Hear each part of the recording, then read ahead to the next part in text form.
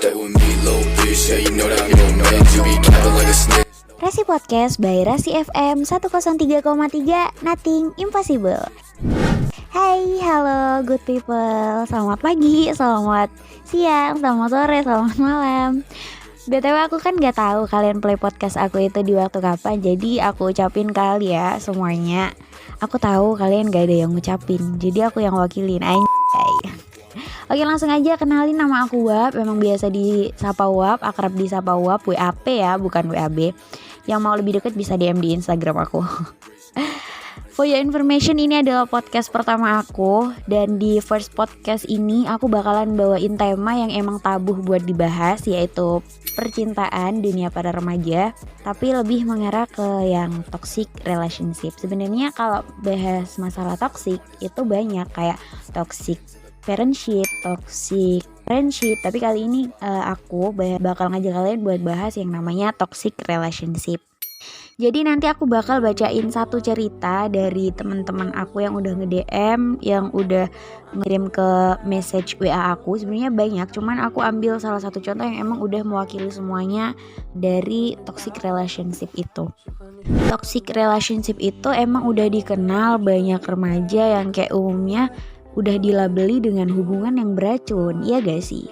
Dan hubungan itu tuh udah gak sehat, yang hubungan itu berdampak buruk pada keadaan fisik maupun mental si pasangan tersebut. Kayak kalau pada umumnya kan kalau hubungan yang ideal, pasangan itu akan saling menyayangi, saling mengasihi, dan yang pasti itu akan memberikan rasa aman. But di toxic relationship ini kalian gak bakal bisa dapetin hal nyaman itu, rasa sayang itu. Yang ada kalian itu malah ngerasa kalau kalian itu dikekang, terus kayak selalu dicurigai, selalu dikontrol. Kayak semisal kalian mau izin nih keluar malam dan kayak gak dibolehin, keluar sama temen gak dibolehin, kayak gini, udah kamu gak boleh keluar selain sama aku dan keluargamu gitu. Itu kan udah termasuk kayak selalu dikontrol oleh pasangan. Terus kayak dicurigai, HP aja, mana lihat aku chat WA kamu, aku mana lihat DM Instagram kamu, mana HP kamu aku bawa ya, tuker aja gitu. Itu menurut aku tuh udah kayak hal yang aduh bikin risih banget, udah bikin gak nyaman banget. Yang namanya hubungan kan pasti dibutuhin kayak rasa saling percaya satu sama lain ya kan. Kalau semisal itu gak ada dalam suatu hubungan, ya kenapa harus dipertahanin gitu kan.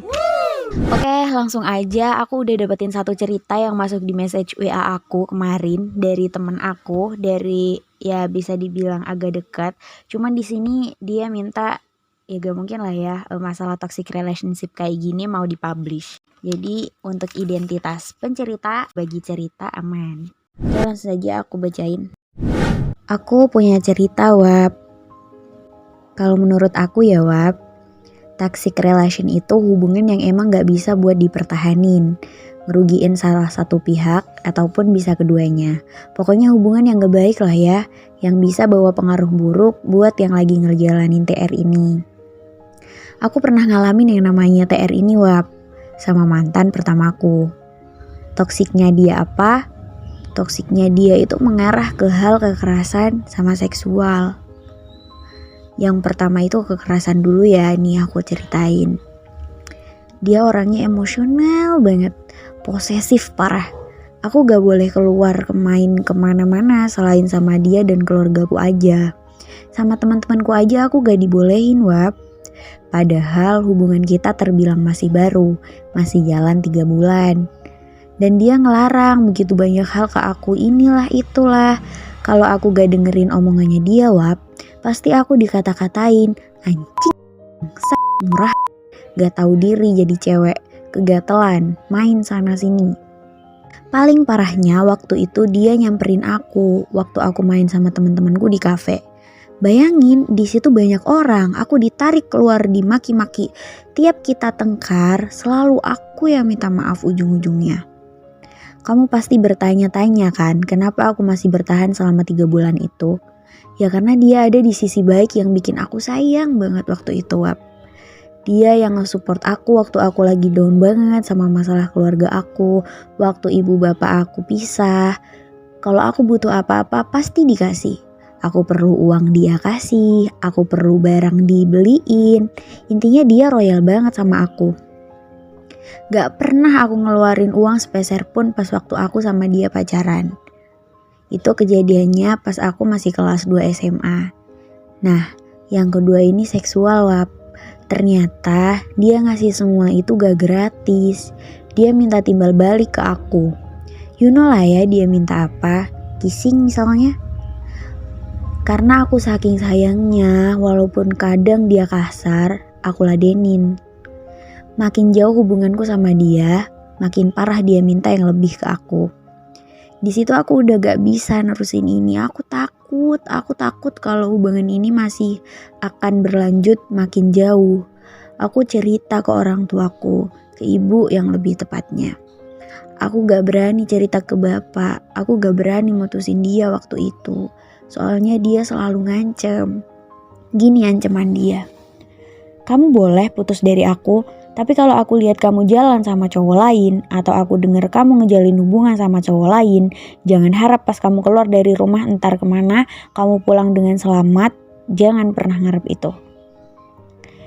Gimana aku gak ketar-ketir buat mutusin dia, soalnya dia orangnya nekatan. Contohnya aja pas di kafe, teman cowokku nanya tugas aja, dia ajak berantem sama dia. Jadi aku mutusin buat cerita aja ke orang tuaku. Gimana aku bisa putus dari dia dan dia gak ganggu aku lagi.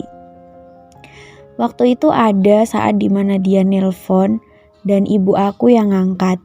Sebenarnya emang suruhanku sih, soalnya aku gak berani ngangkat. Dikasihlah dia ceramahan panjang lebar dari ibuku, plus ancaman buat laporin dia ke polisi kalau sekali lagi ancam-ancam aku. Dari situ aku bisa lepas dari dia, Wap, dan dari yang namanya hubungan toksik itu. Omoh. Gimana ya jawabnya? Oke, dari cerita tadi aku bisa nyimpulin kalau semisal emang toxic relationship itu perlu waktu buat kita bisa mengkategorikan hubungan kita dalam toxic gitu. Soalnya yang namanya hubungan oke, fine, pasti di depan di awal hubungan itu pasti yang namanya manis-manisnya itu masih ada ya kan. But time by time yang namanya orang itu pasti bakal ngalamin perubahan, ya gak sih? Dan dari kesimpulan lain yang bisa aku dapetin, menurut aku dia ngelakuin itu ke pasangan dia karena dia tuh pasti punya rasa kayak kepemilikan. So aku berhak dong buat ngelakuin ini ke dia, so dia kan pasangan aku gitu. Jadi mungkin itu timbul karena dia memiliki rasa kepemilikan terhadap pasangannya. Tapi di dalam cerita ini tuh udah keren banget. Dia tuh udah bisa bangkit, udah bisa move up dari yang namanya hubungan toxic relationship itu tadi. Keren gak sih? Pasti dia tuh ngalamin bentrok sama pikiran dia sendiri, bentrok sama perasaan dia sendiri, tentang antara hati dan pikiran itu pasti beda. Gimana ya biar aku tuh bisa keluar dari hubungan kayak gini tapi aku tuh sayang sama dia gitu. Wow, itu tuh semacam hal yang keren lah, lu udah bisa keluar dari hubungan kayak gini tuh. Give applause. Nah, hubungan toksik ini tuh salah satu cara yang bisa kita lakuin buat ngehentiinnya dan mencegahnya. Itu tuh kita sadar diri aja gitu, banyak-banyak toleransi ke pasangan. Karena setiap orang itu time by time pasti ada masanya untuk berubah. Itu tadilah ya cerita yang emang benar-benar menarik banget buat diulas. Bisa dibuat pelajaran juga buat kita semua. Sadar lah ya, sadar. Ya siapa nih yang masih udah tahu kalau dia tuh, kalau kamu tuh terjangkit dalam hubungan toksik tapi masih bertahan. Yuklah buruan diperbaiki atau segera move up dari hubungan kayak gitu. Gak baik buat kesehatan mental guys. Oke, gitu aja dari aku, Wap, podcast pertama aku, first podcast yang bawain tema percintaan yang emang tabu buat dibahas. See you guys in next podcast kalau emang aku buat. Oke, see you, bye bye, be live, be yourself.